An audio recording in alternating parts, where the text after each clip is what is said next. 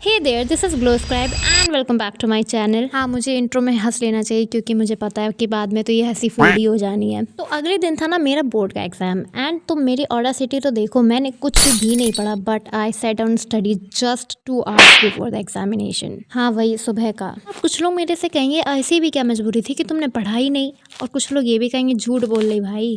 और सच बताऊँ तो मैंने कुछ भी नहीं पढ़ा था और मैं सुबह के 3 बजे पढ़ने बैठी थी। टू बी ऑनेस्ट, इतना अनसीरियस मैं किसी एग्ज़ाम के लिए नहीं हुई हूँ जितना मैं इसके लिए हुई हूँ, जबकि मुझे पता है कि हाँ मेरे बोर्ड्स है, वो भी इंग्लिश का, और मैं कुछ भी नहीं पढ़ रही थी। और मैं सुबह पढ़ने बैठी तो सबसे पहले मैंने ना एक साइड में लाइव लगा ली थी, दूसरा साइड मैंने प्रेजेंटेशन लगा ली थी। पता नहीं, ये मेरे लैपटॉप में पड़ी हुई थी, मैंने वही लगा ली। और फिर इंपॉर्टेंट कीवर्ड्स नोट्स किए थे मैंने, और पता नहीं मैंने क्या क्या नोट कर लिया था, बट मैंने उसमें से कुछ नहीं पढ़ा था। कुछ चीज़ें मुझे ऐसे ही पढ़ते पढ़ते याद हो गई थी। कुछ लोग कहेंगे गॉड गिफ्टेड मैन ऐसा कुछ भी नहीं है।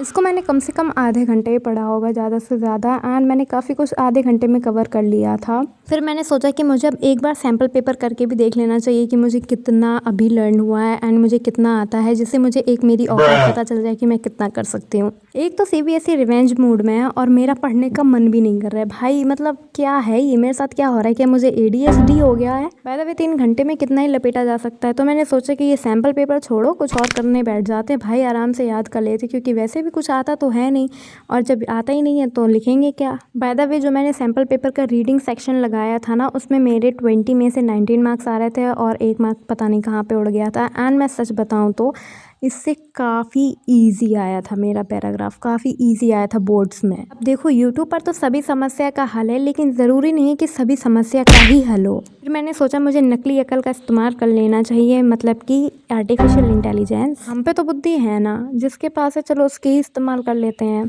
Chat GPT is overrated. फिर मैंने सोचा कि मुझे जेमिनी का इस्तेमाल कर लेना चाहिए, क्योंकि उसमें वॉइस चैट अनलिमिटेड टाइम तक कर सकते हैं। अगर तुम भी ऐसे रिवाइज करना चाहते हो तो बस तुम मुझसे ये कहना कि ये मेरा सिलेबस है, इसका मेरा एग्ज़ाम है, एंड तुम मुझसे 5 PYQs पूछो और मैं 1 बाय 1 आंसर दूंगी। ज़रूरी नहीं है कि तुम बिना देखे ही आंसर दो, तुम देख के भी आंसर दे सकते हो, बट द थिंग इज़ कि तुम्हारा अच्छे से रिवाइज हो जाना चाहिए। अगर तुम्हारे समझ नहीं आ रहा है तो तुम दोबारा से उससे पूछो, एंड अगर तुम्हें क्लैरिफिकेशन चाहिए तो तुम आराम से पूछ ही सकते हो, क्योंकि वो नकली अकल मतलब आर्टिफिशियल इंटेलिजेंस काफ़ी इंटेलिजेंट है।